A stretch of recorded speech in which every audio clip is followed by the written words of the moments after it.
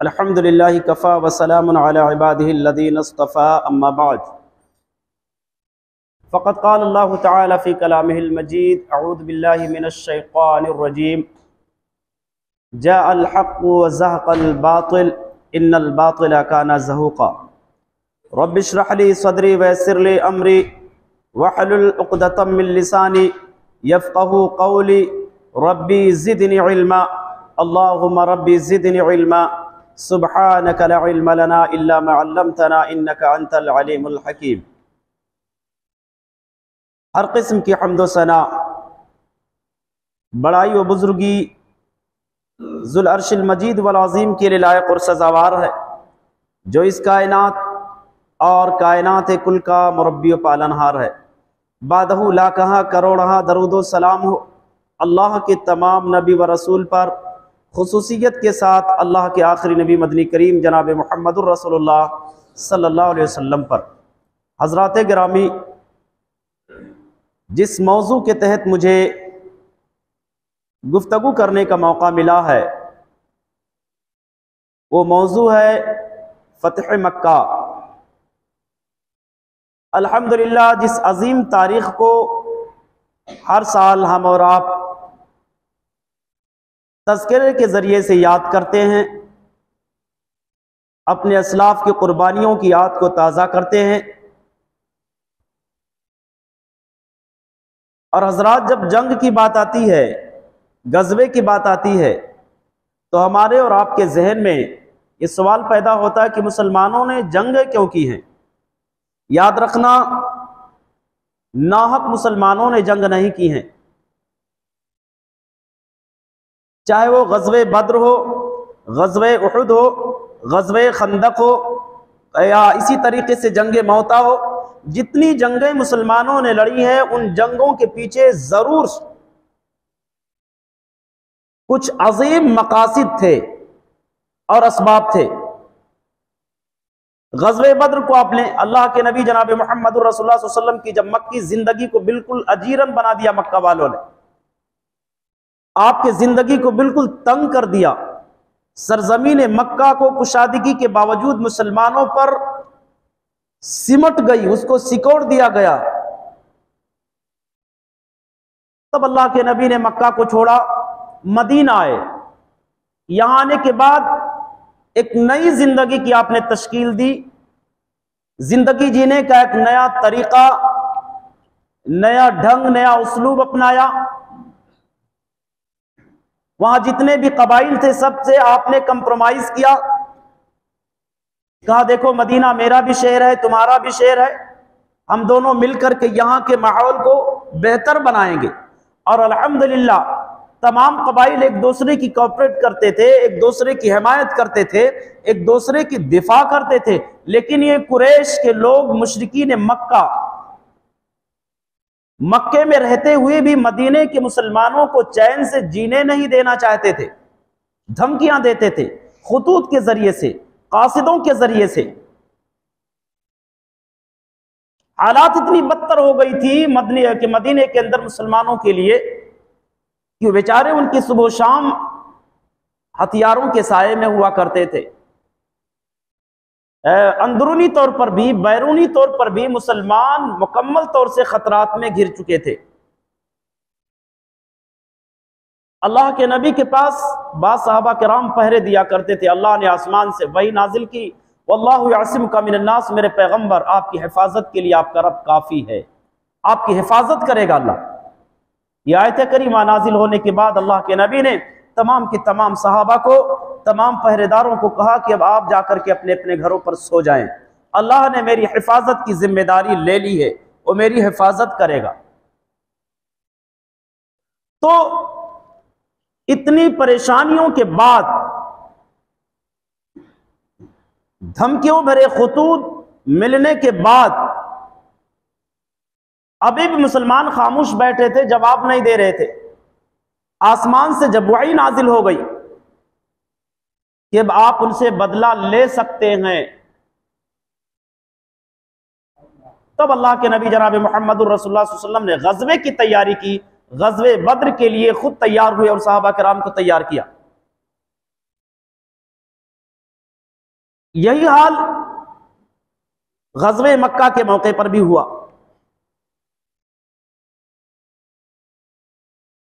अल्लाह अज़्ज़ा व जल्ल ने रमज़ानुल मुबारक सन 8 हिजरी में अपने आखिरी पैगंबर जनाब मुहम्मदुर रसूलुल्लाह सल्लल्लाहु अलैहि वसल्लम को मक्कतुल मुकर्रमा की फतेह का शर्फ अता किया, और इस फतेह के जरिए अर्श वाले ने अपने आखिरी पैगंबर और अपने दीन को इज्जत और शर्फ बख्शी।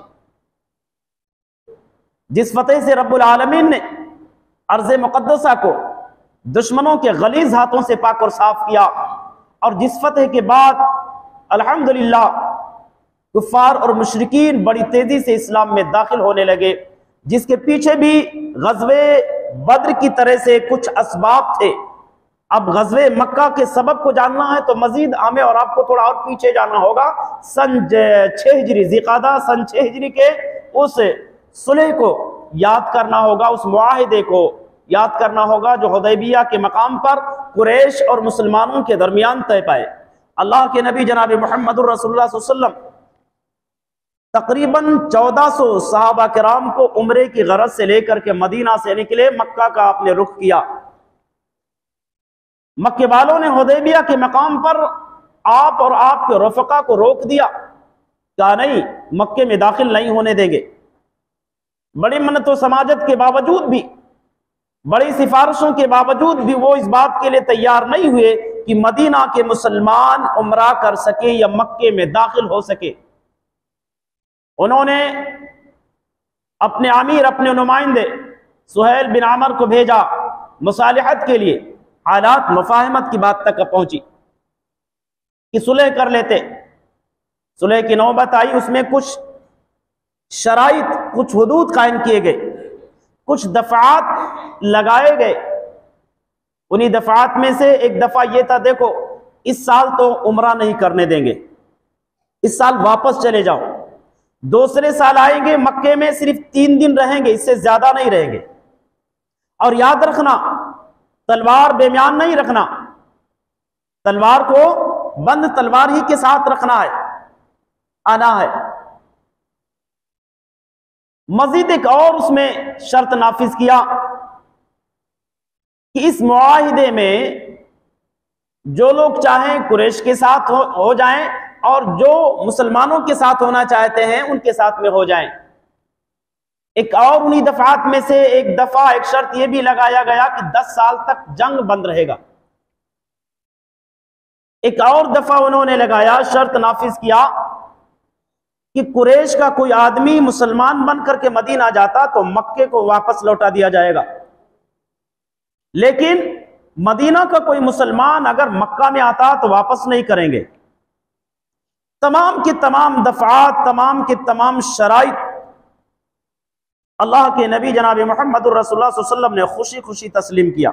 सहाबा कराम को समझाया, तसल्ली दी, हालांकि राजी नहीं हो रहे थे, लेकिन अल्लाह के नबी ने उन्हें कंट्रोल किया, कहा यही सच है, यही हक है, और मान लो। अल्लाह के नबी जनाब मुहम्मदुर रसूलुल्लाह सल्लल्लाहु अलैहि वसल्लम के मशवरे को तमाम की तमाम सहाबा किराम रिज़वानुल्लाह अलैहिम अजमईन ने तस्लीम किया, माना। अभी सुलेहनामा लिखा ही जा रहा था। सुहेल बिन आमर के बेटे अबू जंदल बेड़ियों में बंधे हुए आकर के पहुंच गए। सुहेल ने कहा इनको वापस कीजिए। अल्लाह के नबी ने कहा देखो अभी सुलेहनामा मुकम्मल नहीं हुआ है। सुहेल बिन अमर ने कहा कि फिर हम सुलह करेंगे ही नहीं। अल्लाह के नबी ने कहा अच्छा चलो ठीक है, हम वापस भेज देंगे, लेकिन इनको इनके दीन पर कायम रहने दो, ये मेरा मशवरा है, मेरे कहने की वजह से इनको आजाद कर दो। सुहेल बिन अमर ने कहा कि नहीं, इन्हें आजाद भी नहीं किया जाएगा। 2-4 हाथ मारा भी उसने अपने बेटे अबू जंदल को। उन्होंने सिफारिश किया कि अल्लाह के नबी मुझे फिर इन्हीं लोगों के पास भेज रहे। अल्लाह के नबी ने सब्र की तलकीन किया, कहा जाने दो, आप वापस चले जाओ। अल्लाह से दुआ की कि परवरदिगारा इन्हें सब्र और इस्तिकामत अता कर, और जो भी हमारे मुसलमान भाई इन दुश्मनों के कंट्रोल में, इनकी कस्टडी में, इनके कब्जे में मक्के के अंदर बंद हैं, अल्लाह उन्हें भी सब्र और इस्तिकामत अता कर दे, उन्हें दीन मोहम्मदी पर कायम और साबित रहने वाला बना दे। अबू जंदल वापस चले गए। बड़ी मुसीबतों का, बड़ी परेशानियों का सामना मुसलमान कर रहे थे। इतने आसानी से अल्लाह के नबी ने जंग का ऐलान नहीं किया था। सिर्फ इस्लाम लाने की वजह से, एक अल्लाह की परस्तिश की वजह से मुशरिकीन मक्का ने, कुरैश के लोगों ने ढेर सारे मुसलमानों को मक्के में बंद कर दिया था, कैद कर दिया था। एक मर्तबा ऐसा हुआ, अबू बसीर नामी शख्स, ये भी इस्लाम लाने के जुर्म में कैद थे। मौका पाए मक्के से निकल करके भाग लिए, मदीना आ गए। कुरैश वालों ने अपने 2 कासिदों को मदीना भेजा कि हमारा एक आदमी मदीना चला गया, उसे मक्का वापस कर दो। अल्लाह के नबी ने अबू बसीर को समझाया कि वापस चले जाओ, भलाई और बेहतरी इसी में है। अबू बसीर रजी अल्लाह तआला अन्हु अल्लाह के नबी के हुक्म को तस्लीम किया, मक्के का रुख किया। उन दोनों कासिदों के साथ मक्का आ रहे थे। रास्ते में अचानक इनके जज्बात बिल्कुल भर के उन दोनों में से एक को कत्ल कर दिया और एक सीधा भाग करके मदीना आ गया। अल्लाह के नबी से बताया कि अल्लाह के नबी, मेरा एक साथी मारा गया और मैं भी मारा ही जाऊंगा। इतने में अबू बसीर भी आ गए। अल्लाह के नबी ने साहब ये रसूल अबू बसीर को डांटा, समझाया कि आपने गलत किया है, आप सीधा वापस जाओ। ये मक्के वालों का कासिद था, उसको मारना नहीं चाहिए था, क्योंकि कासिदों को मारना उस जमाने में जंग का ऐलान करना था। कासिदों को मार देना, जासूसों को मार देना या पैगंबरों को मार देना, यह जंग का ऐलान करना था। अबू बसीर रजी अल्लाह ताला वहां से वापस आए, लेकिन मक्का नहीं गए। इस साहिल समंदर पर जाकर के वहीं रहने लगे। अबू जंदल भी भाग करके वहीं आकर के रहने लगे। इस तरीके से मक्के में जो मुसलमान बंद थे, धीरे धीरे धीरे धीरे अबू बसीर के पास आकर के सब मिल गए। वहीं पर उनकी एक बड़ी टीम तैयार हो गई। अब उन्होंने एक प्लान तैयार किया, और प्लान ये कि कुरैश का जो भी तिजारती काफिला इधर से गुजरेगा उससे तारुस करेंगे, छेड़खानी करेंगे, उन पर दबाव बनाने के लिए, ताकि हमें आजादी के साथ हमारे दीन पर अमल करने दिया जाए, जुल्म के तौर पर नहीं। डकैती नहीं कर रहे थे, चोरी नहीं कर रहे थे, सिर्फ और सिर्फ उनकी माशियात को कमजोर कर रहे थे कि जब माशी प्रॉब्लम होगा तो हमें हमारे दीन पर आजादी के साथ अमल करने दिया जाएगा। कुरैश के लोग तंग आकर के, आजिज आकर के कंप्रोमाइज किया कि भाई अब जो भी मुसलमान होगा हम जो मक्का वापस ना भेजे, लेकिन हमें तिजारती मामले में रुकावट ना डालें।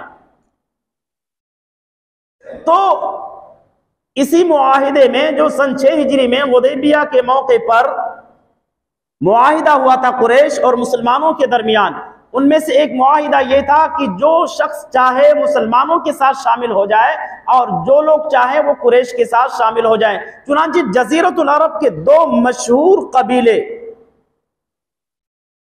एक बनु बकर और दूसरे बनु खज़ा, जो कि आपस में एक दूसरे के कट्टर दुश्मन थे। इनके यहां जंगें होती थी, एक जमाने तक चलती रहती थी, एक लंबे जमाने तक ये मिलते नहीं थे। इस्लाम आया तो इनकी दुश्मनियां सर्द पड़ गई थी। तो उस मुआहिदे में बनु बकर कुरैश के साथ हो गए कि हम कुरैश के साथ में रहेंगे, बनु खज़ा मुसलमानों के साथ में हो गए कि मुसलमानों के साथ में रहेंगे। इस सुलह के बाद में बनु बकर ने मौके को गनीमत समझा कि अब बनु खज़ा को टॉर्चर करेंगे, सताएंगे, क्योंकि अब हम एक बहुत बड़े कबीले, बहुत बड़े टीम और ग्रुप के साथ हो गए। उनको अपनी ताकत पर और कुरैश के साथ रहने में फख्र महसूस हुआ और उस ताकत का, उस मौके का गलत फायदा उठाने की कोशिश किया बनु बकर ने। चुनांचे शाबानुल मुअज्जम सन 8 हिजरी को रात की तारीखी में मौका पाकर के बनु बकर ने बनु खज़ा पर हमला कर दिया। उस वक्त वो लोग, एक वतीर नामी चश्मा था, वहां पर मुकीम थे। ढेर सारे लोगों को, कमोबेश 20 लोगों को उन्होंने कत्ल भी किया। बनु खज़ा के 20 लोग मारे गए और कुछ लोगों को पकड़ करके मक्का ला लिया उठा करके। और ये जो कुरैश के लोग थे, खुफिया तौर पर बनु बकर की मदद करते रहे, हथियारों के जरिए से भी, अपने लोगों के जरिए से भी मदद करते रहे। बनु खज़ा के लोगों ने अपनी मजलूमियत के दास्तान नबी करीम जनाब मुहम्मद रसूलुल्लाह सल्लल्लाहु अलैहि वसल्लम को कह सुनाई। अल्लाह के नबी ने कहा अल्लाह की कसम मैं तुम्हारी मदद जरूर भी जरूर करूंगा। और इधर कुरैश के लोगों को अपनी गलती पर पछतावा हुआ हो रहा था कि हमने जो कुछ खुफिया तौर पर किया है या अच्छा नहीं किया है, हमने जो है सन 6 हिजरी वाले अहद पैमान को तोड़ा है, हमने गलत काम किया है, अंजाम अच्छा नहीं होगा। वो उसके अंजाम से वाकिफ थे, जो गलती उन्होंने की थी उसका खमियाजा भुगतने की ताकत उनके अंदर नहीं थी। इसलिए जो है कुरैश के लोगों ने अबू सुफियान को, जो भी मुसलमान नहीं हुए थे, मदीना भेजा कि जाकर के अल्लाह के नबी से जो है अमान का मुतालबा कीजिए, उनसे माफी मांगिए, उनसे सिफारिश कीजिए। अबू सुफियान अपनी बेटी उम्मुल मोमिनीन उम्मे हबीबा रज़ी अल्लाह ताला अन्हा के घर आए, अल्लाह के नबी के बिस्तर पर बैठने की कोशिश किया। उम्मे हबीबा ने नबी करीम जनाब मुहम्मदुर रसूलुल्लाह सल्लल्लाहु अलैहि वसल्लम के बिस्तर को समेट दिया। अबू सुफियान ने जब बेटी के जानिब से हरकत देखी, कहा बेटी ये बिस्तर मेरे काबिल नहीं या मैं इसके काबिल नहीं। उम्मे हबीबा ने बरजस्ता जवाब दिया कि वालिद मोहतरम, ये अल्लाह के नबी का पाकीज़ा बिस्तर है, आप नापाक हैं, इस बिस्तर के काबिल आप नहीं हैं। बेटी के जानिब से ये जवाब सुन करके अबू सुफियान बिल्कुल रंजूर हो गए, दिल टूट गया, हिम्मत पस्त हो गई। अल्लाह के नबी की खिदमत में हाजिर हुए, कहने लगे अल्लाह के नबी मैं माफी चाहता हूँ, अमान का मुतालबा लेकर के आपकी खिदमत में कुरैश वालों की जानिब से मैं आया हुआ हूँ। अल्लाह के नबी खामोश रहे, कुछ जवाब न दिए, वहां से भागे।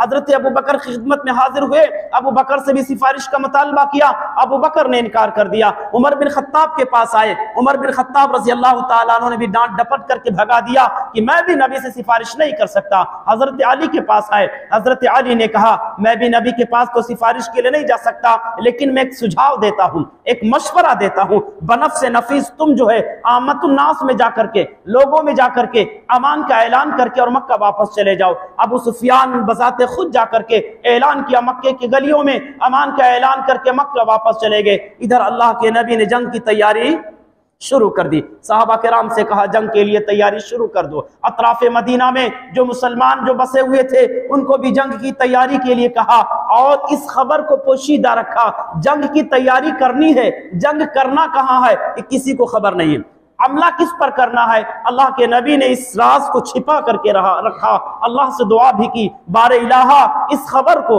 इस खबर को जो है कुरैश तक पहुंचने से रोके रखना, कासिदों को मुखबिरों को वहां तक पहुंचने से रोके रखना, ताकि अचानक हम कुरैश के सर पर सवार हो जाए।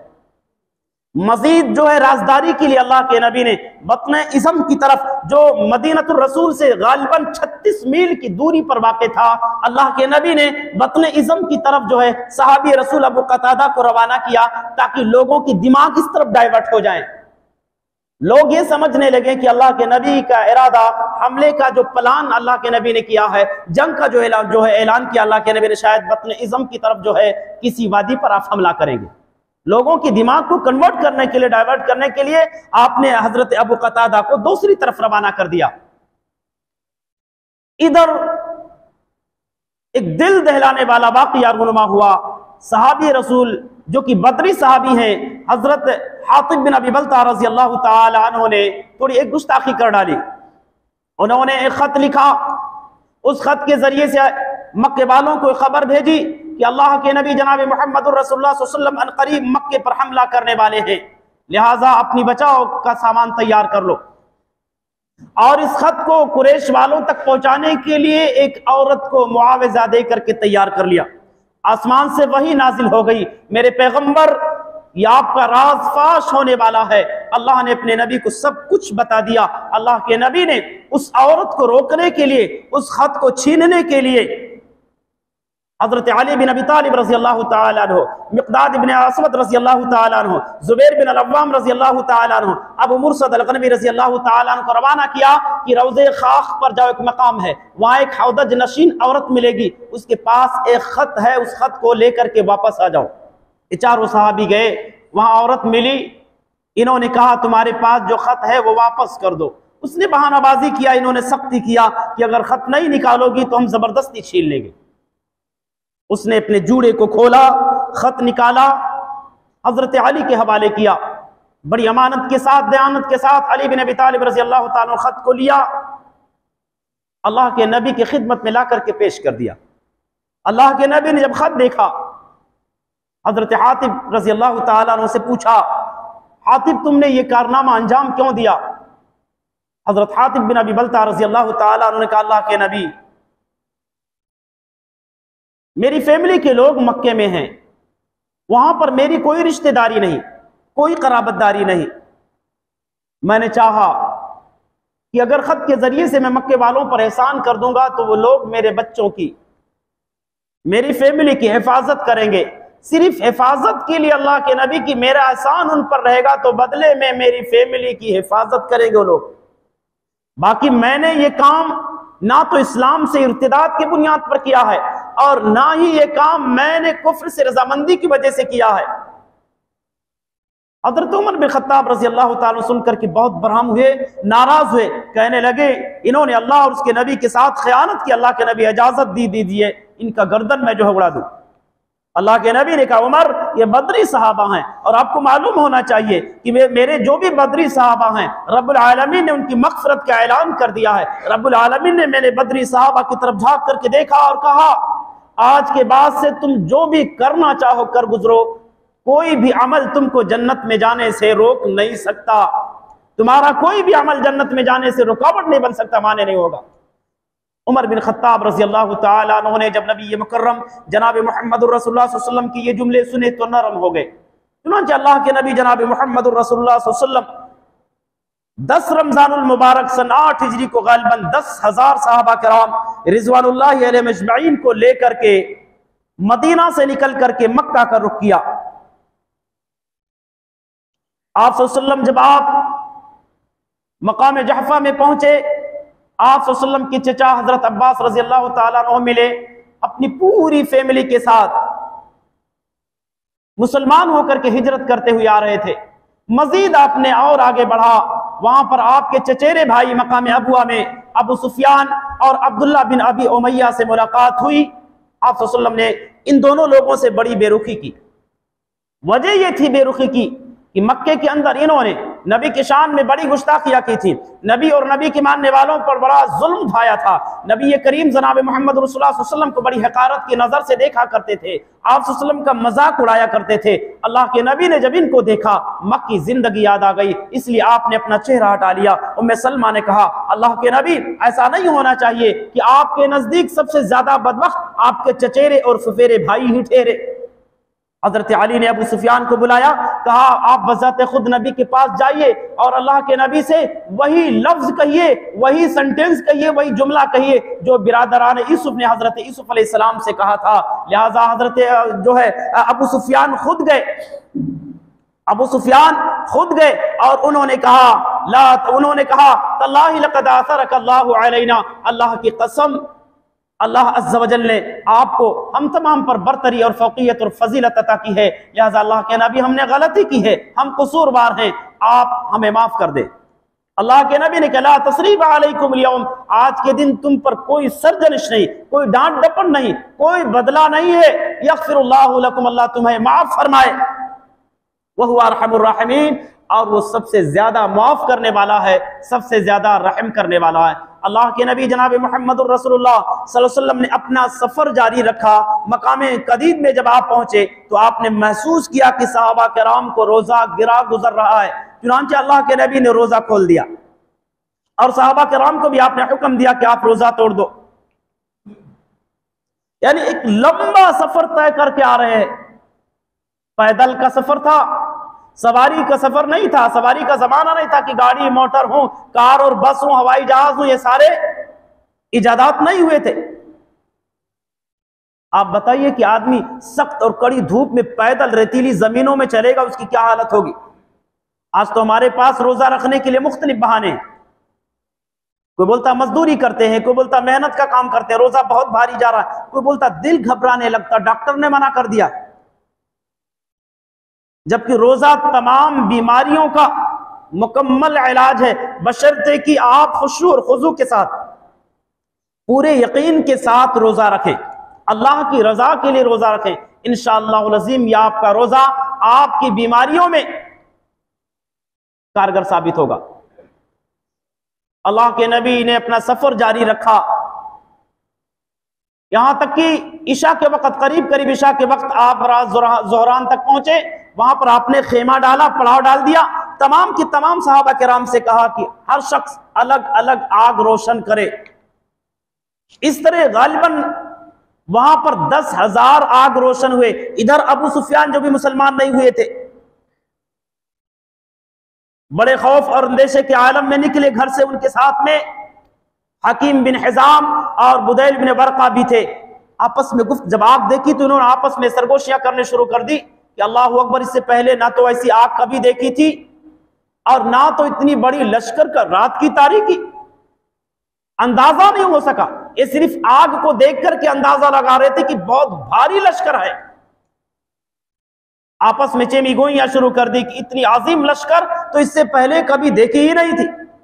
इधर हजरत अब्बास रजी अल्लाह ताला अन्हु जो भी नए नए मुसलमान हुए थे, आप अलैहिस्सलातु वस्सलाम की सवारी पर, आपके खच्चर पर जो है गश्त कर रहे थे, चक्कर लगा रहे थे। इन्होंने जब सरगोशियों को सुना, पहचान गए कि अबू सुफियान ही की आवाज है। उन्होंने कहा अबू हंजला। अबू सुफियान ने भी हजरत अब्बास की आवाज को पहचाना। उन्होंने कहा अबुल फजल। दोनों करीब हुए। अबू सुफियान ने पूछा अबुल फजल मामला क्या है? हजरत अब्बास ने कहा ये अल्लाह के नबी हैं जो बहुत बड़ी लश्कर लेकर के आए हैं। आज कुरैश को तबाही और बर्बादी से कोई नहीं बचा सकता। इनसे मुकाबला करने की किसी के अंदर ताकत और जुरात ही नहीं है। अबू सुफियान ने कहा बचने का कोई रास्ता बताइए। हजरत अब्बास रजी अल्लाह ताला अन्हु ने कहा देखो, अगर तने तनहा आप इधर से गुजरेंगे आपको काट दिया जाएगा। बचना है, मेरे सवारी पर सवार हो जाओ, अल्लाह के नबी की खिदमत में मैं लेकर के चलता हूं। हजरत अबू सुफियान आपके सवारी पर बैठे और वहां से लेकर गुजरे। हजरत उमर बिन खत्ताब रजी अल्लाह ताला अन्हु की जब नजर पड़ी, कहने लगे तमाम तारीफ अल्लाह के लिए, बगैर किसी आहदो पैमान के अल्लाह के दुश्मन अबू सुफियान को अल्लाह ने मेरे कंट्रोल में दे दिया। हजरत उमर बिन खत्ताब रजी अल्लाह ताला पीछे से दौड़ाए। हजरत अब्बास रजी अल्लाह ताला बड़ी तेजी से नबी की खिदमत में हाजिर हो गए। अबू सुफियान ने जब नबी को देखा, आप सल्लल्लाहु अलैहि वसल्लम को पकड़ करके बड़ी तेजी से चिमट गए। कहने लगे अल्लाह के नबी, कुछ में राज की बातें हैं जो मैं आपसे तन्हाई में करना चाहता हूं। अल्लाह के नबी ने जवाब न दिया, लेकिन हजरत अब्बास रजी अल्लाह ताला अन्हु से कहा आज की रात इनको अपने पास खेमे में ठहराएं, कल सुबह ही होते हुए मेरे पास मिला लेना। उमर बिन खत्ताब रजी अल्लाह ताला अन्हु पेशकश किया, फरमाइश किया, अल्लाह के नबी मैं इनको मारना चाहता हूं। अल्लाह के नबी ने इजाजत नहीं दी, खामोश रहे। पूरी रात हजरत अब्बास रजी अल्लाह ताला अन्हु के साथ में अबू सुफियान ने गुजारी। सुबह तड़के हजरत अब्बास रजी अल्लाह ताला अन्हु अबू सुफियान को लेकर के नबी की खिदमत में हाजिर हुए।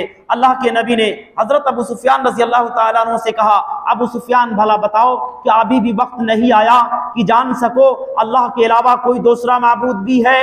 अबू सुफियान ने कहा अल्लाह के नबी मेरे वालिदैन आप पर कुर्बान हो, आप कितने बुर्दबार हैं, कितने हलीम हैं, कितने करीम हैं, कितने ख्वाहिश परवर हैं। अल्लाह की कसम, अल्लाह के साथ अगर कोई दूसरा माबूद होता भी तो आज मेरे काम आता। यानी मैं अब यकीन कर चुका हूं कि अल्लाह के अलावा कोई दूसरा माबूद नहीं। अल्लाह के नबी ने कहा अबू सुफियान मेरी रिसालत पर कोई शक? अबू सुफियान ने कहा अल्लाह के नबी अभी दिल में बात खटक रही है इस बारे में। हजरत अब्बास ने कहा अबू सुफियान कबल इसके कि तुझको जुबा कर दिया जाए कलमा पढ़ लो। बिला किसी तरद्दुद के अबू सुफियान ने कलमा पढ़ करके मुसलमान हो गए। हजरत अब्बास रजी अल्लाह ताला अन्हु ने अल्लाह के नबी ने इससे पेशकश किया, अल्लाह के नबी ये अबू सुफियान एजाज पसंद आदमी हैं, इनको कोई एजाज अता कर दो, कोई ओहदा दे दो।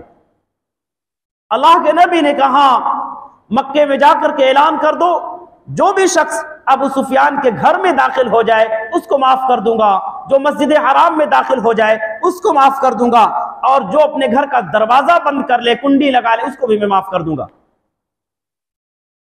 अल्लाह के नबी मुराद ज़ोहरान से सुबह के वक्त निकले, मक्के की तरफ आपने रवानगी इख्तियार की।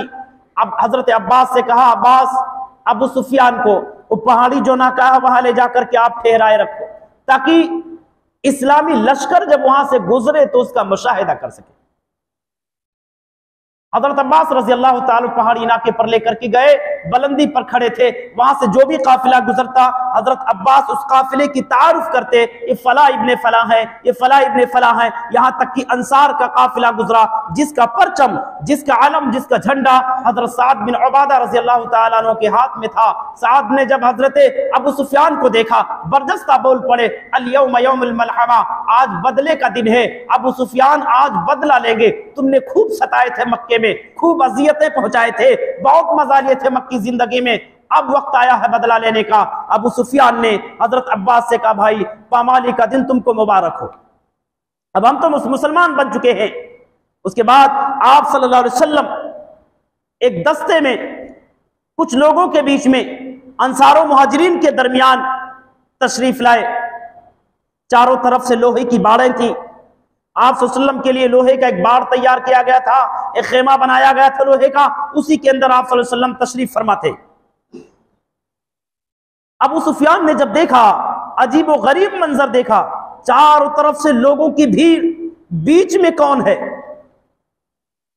हजरत अब्बास ने कहा, अबू सुफियान, ये मुहम्मदुर रसूलुल्लाह सल्लल्लाहु अलैहि वसल्लम है जो अंसार और मुहाजिरीन के दरमियान जो है तशरीफ फरमा है। अबू सुफियान देख करके घबरा गए, कहने लगे, अल्लाहु अकबर, आज तो इनसे मुकाबले की ताकत और जुरात किसी के अंदर नहीं है।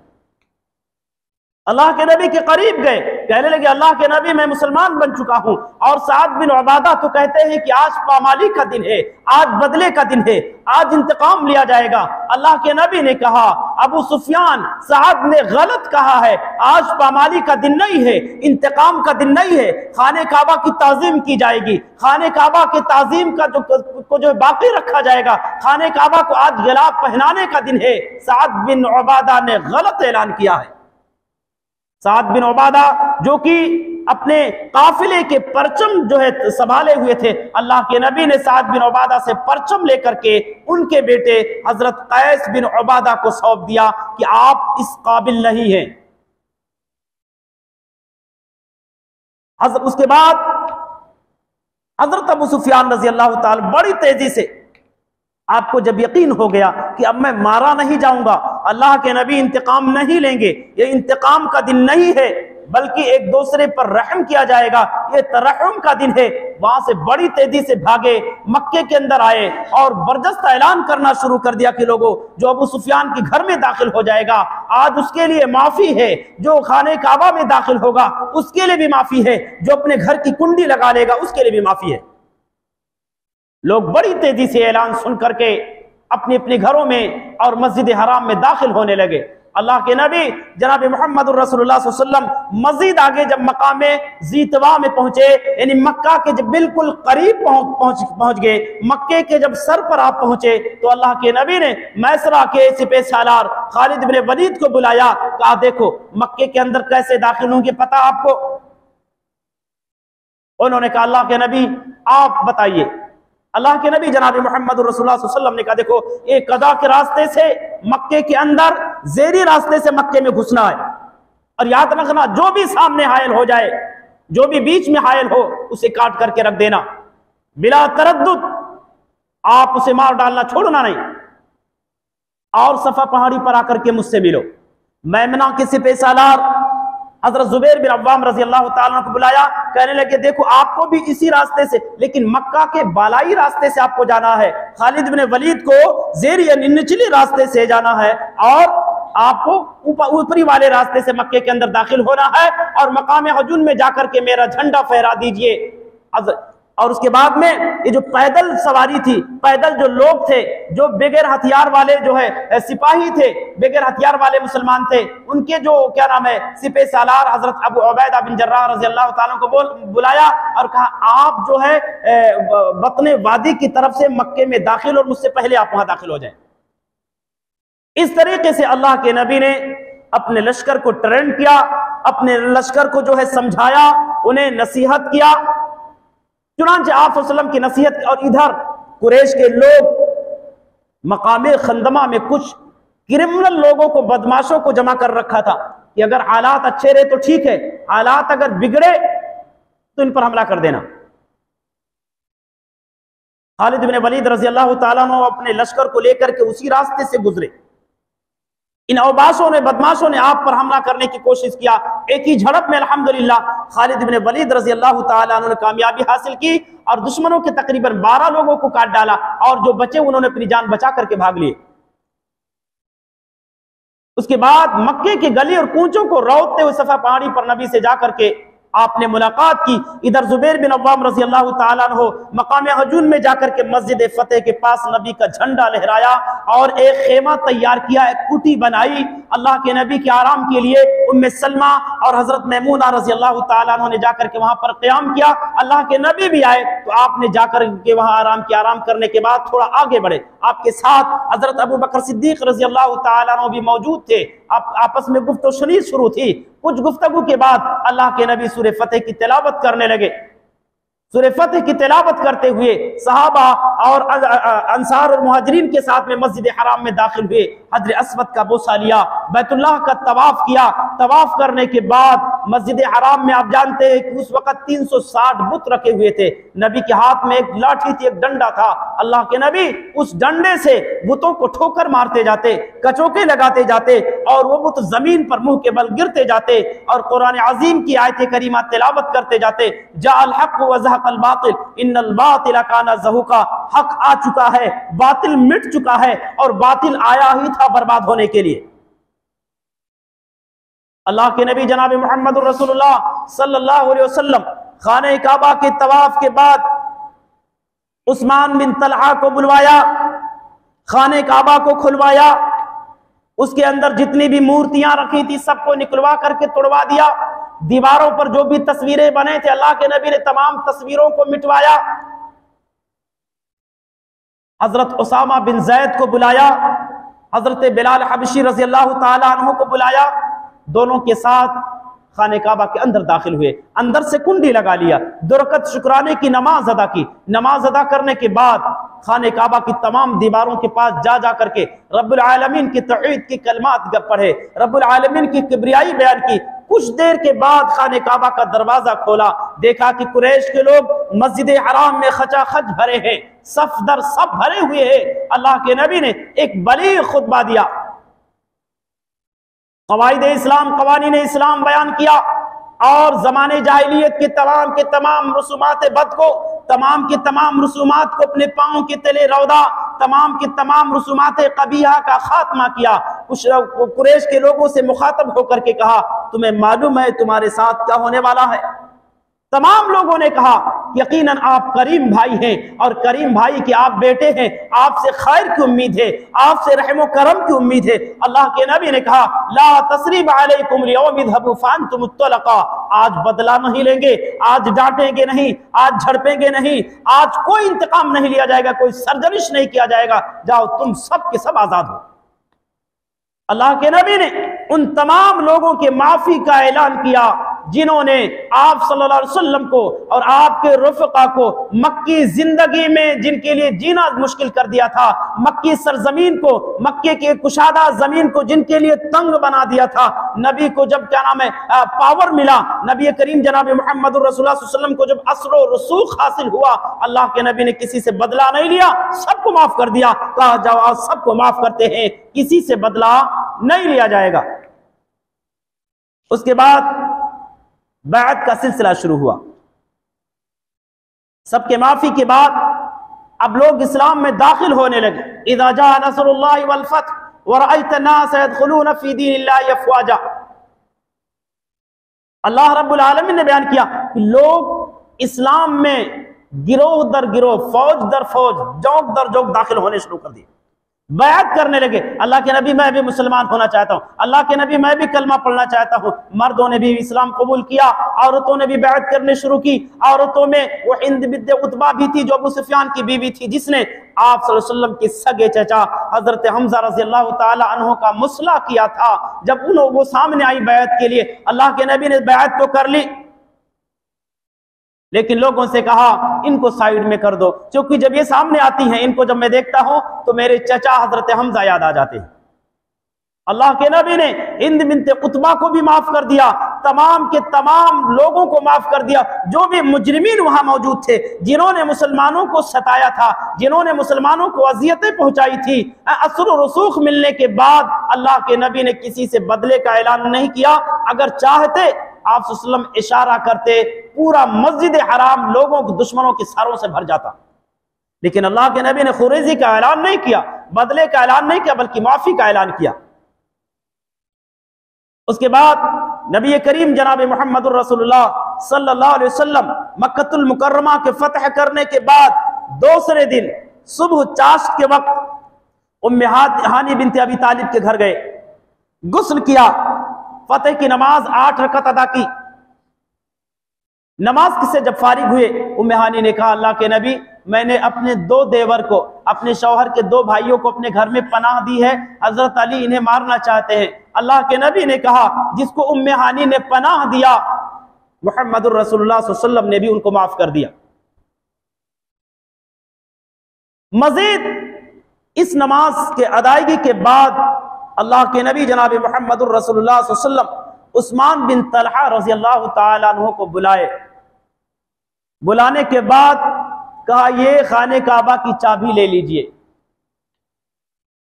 और क़यामत तक ये चाबी तुम्हारे ही लोगों में रहेगा। याद रखना, तुमसे जो इसका चाबी को छीनने की कोशिश करेगा वो जालिम होगा। किसने कहा? अल्लाह के नबी। आज इस्लाम के नाम पर, दीन के नाम पर इस्लामिक चोला पहन पहन करके लोग उस चाबी को हासिल करने की जो कोशिशें कर रहे हैं, और अब ये गुस्ताखाना साजिशें कर रहे हैं। दुनिया कह रही है सिर्फ क्या नाम है, सऊदीया वालों का ही हक नहीं है खाने काबा की मेजबानी का, और दूसरे मुल्कों को भी मौका मिलना चाहिए, दूसरे मुल्कों को भी हक मिलना चाहिए कि वो भी इसके बानी बने, वो भी इसके मुंतजिम बने, उनको भी चाबी मिलनी चाहिए, ये जिम्मेदारी उनको भी मिलना चाहिए। जबकि अल्लाह के नबी ने अपनी हयात तय्यबा ही में अपनी ज़बान मुबारका से ये ऐलान कर दिए थे, क़यामत तक ये चाबी उस्मान बिन तलहा ही के खानदान में रहेगी, और जो भी इस चाबी को छीनने की कोशिश करेगा वो जालिम होगा, वो मुसलमान नहीं हो सकता। अमीरुल मोमिनीन का ताज पहनने वाले, अमीरुल मोमिनीन के लक़ब से मुलक़्क़ब होने वाले भी ऐसे घिनौने और गंदी साजिशें करते हैं, और लोग इस्लामिक चोला पहन पहन करके ऐलान भी करते हैं अमीरुल मोमिनीन के साथ में हम हैं और हमें भी ये मौका मिलना चाहिए। नऊज़ बिल्लाह, ये गुस्ताखाना साजिश है, ये बदतरीन सोच है, ये घटिया सोच है। जो मकाम अल्लाह के नबी ने अपनी हयात तय्यबा में अगर किसी को दे दिया, हम और आप कौन होते हो मकाम छीनने वाले, ओहदा छीनने वाले।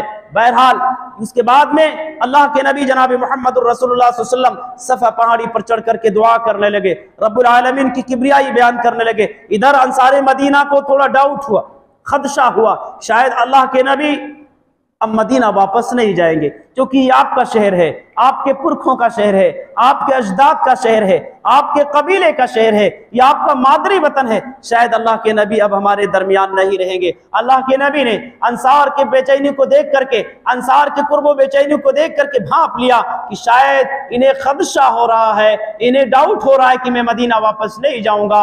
दुआ करने के बाद अल्लाह के नबी ने बरजस्ता ऐलान किया कि अब मौत और जिंदगी है अंसारे मदीना तुम्हारे साथ है, जब तक ये जिंदगी बाकी है तुम्हारे दरमियान ही मुझे रहना है। वरना इस दिन मक्कतुल मुकर्रमा में क़याम करने के बाद अल्लाह के नबी ने मदीना की तरफ रुख किया। उसके बाद आप सल्लल्लाहु अलैहि वसल्लम अपने जिंदगी में, और गालिबन आप जानते हैं कि ये सन 8 हिजरी का मामला है ना, ये रमजानुल मुबारक सन 8 हिजरी का मामला है। उसके बाद आप सल्लल्लाहु अलैहि वसल्लम ने अपने जिंदगी में शायद दोबारा वापस आने का आपको मौका नहीं मिला। हजरात गिरामी, इस पूरे वाक़ये से जो मैंने फतेह मक्का का जो वाक़या बयान किया है, इससे हमें और आपको इस सबक मिलता है, ये पैगाम मिलता है कि अगर लोग हक पर कायम रहें तो हमेशा हक पर साबित कदम रहने वालों ही की जीत होती है। हमेशा हक ही को गलबा मिलता है, बशर्ते कि हक पर साबित कदम रहने वालों को यकीन हो और उनके अंदर इस्तिकामत हो।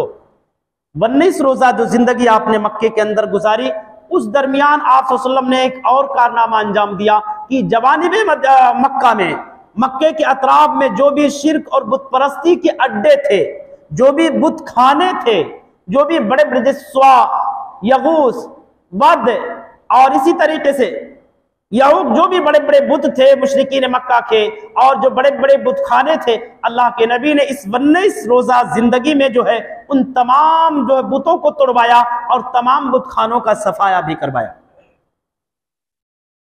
यानी अल्लाह के नबी ने शिर्क की आलूदगियों से, बुत परस्तियों से लोगों को पाक साफ किया और ऐलान किया, जो भी अल्लाह पर, उसके नबी पर ईमान रखता हो, अल्लाह के वास्ते वो अपने घर में बुतों को छिपा के ना रखे, बल्कि अपने घरों से बुतों को निकाल निकाल करके तोड़ देगा।